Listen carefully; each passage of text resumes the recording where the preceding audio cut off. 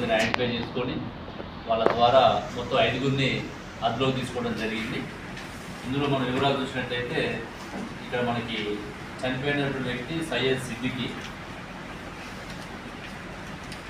దానికి 33 సంవత్సరాలు ఉంటాయి, 38 ఇయర్స్. అంటే మెయిన్ డ్రైవర్ ఏంటంటే వీళ్ళ మధ్య ఇద్దరు కూడా ఇప్పుడు మృతుడికి తర్వాత నేరస్తుడికి ఇద్దరు కూడా ఈ వెజిటేబుల్ మార్కెట్లో నైట్ పూట ఈ ఛార్జింగ్ లైట్స్ రెంట్కి ఇచ్చేటువంటి ఏజెంట్స్ ఉంటుంది, ఏజెంట్గా పనిచేస్తారు. ఆ రెంట్కి ఇచ్చే దాంట్లో ఇద్దరి మధ్య పోటీ జరుగుతున్నది. గత 15 సంవత్సరాలుగా ఈ సయ్యద్ సిద్దికి వాళ్ళ ఫ్యామిలీ చేస్తున్నది మేడ్చెల్లు, కోంపల్లి ఈ ఏరియాలో. ఇక్కడ ఉన్నటువంటి మనకి A1 ఎవరైతే ఉన్నాడో నేరస్తుడు షేక్ అహ్మద్, వీళ్ళ ఫ్యామిలీ కూడా గత కొద్ది రోజులుగా ఈ వ్యాపారంలోకి రావడం జరిగింది. వీళ్ళ మధ్య ఈ వ్యాపారంలో పోటీలు ఉండి మేడ్చెల్ పోలీస్ పరిధిలో 2 months బ్యాక్ కూడా ఒక కేసు నమోదైంది వీళ్ళ మీద.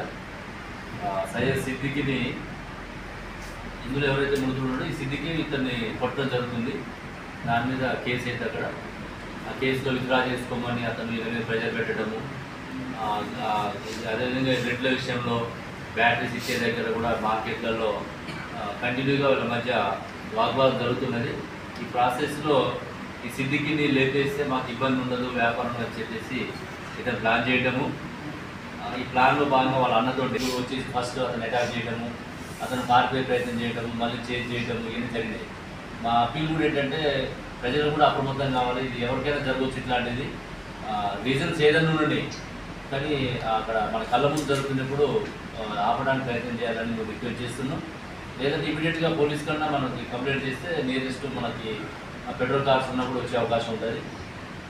కాబట్టి ఈ నేరస్తులు ఎవరైతే పబ్లిక్ ప్యానిక్ అయ్యే విధంగా వాళ్ళ మధ్య రైవలరీ ఉన్నదేమో, కానీ ప్రజలు భయభ్రాంతికి గురి అయ్యే విధంగా చేశారు. కాబట్టి ఇమీడియట్గా మనం నైట్ వీళ్ళని పట్టుకోవడం జరిగింది. వీళ్ళ మీద ఇందులో A5 జంపన్న ఉన్నాడు. జంపన్న మీద కూడా ప్రీవియస్ హిస్టరీ ఉంది, మిగతా వాళ్ళ మీద క్రిమినల్ హిస్టరీ లేదు. ఈ జంపన్న మీద గతంలో 7 కేసులు నమోదై ఉన్నాయి. అవన్నీ కూడా ప్రాపర్టీ కేసులు, ఇళ్ళలో దొంగతనాలు, స్నాచింగ్ చేసిన కేసులు ఉన్నాయి. అతను బెయిల్ మీద వచ్చి బయట తిరుగుతున్నాడు. ఇప్పుడు అతని మీద కూడా బెయిల్ అపోజ్ చేసి మళ్ళీ బెయిల్ రాకుండా చేయడానికి రిపోర్ట్ పంపించడం జరుగుతున్నది. మరి ఇందులో గుడ్ వర్క్ చేసినటువంటి అందరినీ కూడా, ముఖ్యంగా CI Vijayavardhan, DI Ajay, SOT inspector Shyamasundar Reddy, entire వాళ్ళ టీం అందరినీ కూడా మేము ప్రత్యేకంగా అభినందిస్తున్నాం. సిపి సార్ కూడా రివార్డ్స్ పంపడం జరుగుతున్నది. ఇందులో మనం ఈరోజు వీళ్ళు యమహా బైక్ మీదను ఒక షేర్ ఆటోలు రావడం జరిగింది.